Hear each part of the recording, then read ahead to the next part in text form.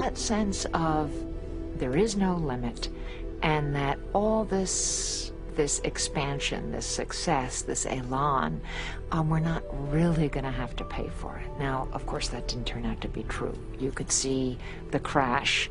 Why do you think they called it the crash? I mean, it's really an airborne collapse metaphor. You can't crash if you're never left the ground. And it's not like a crack up where you're on the ground and you collide into something else. Rather, it's, you know, the plane fell.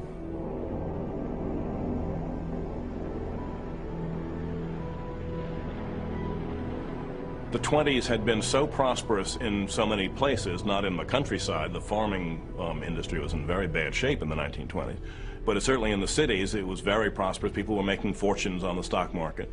And then all of a sudden, poof, it went. I mean, people, economists, very serious economists, had been saying that we'd reached a new level, a new plateau of prosperity in this country, and we were never going to go back. And then the crash happened.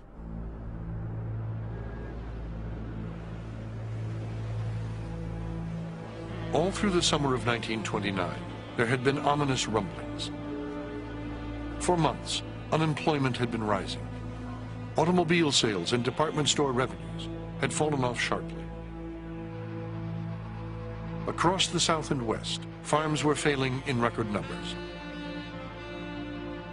And still on Wall Street, the delirious optimism continued, undimmed.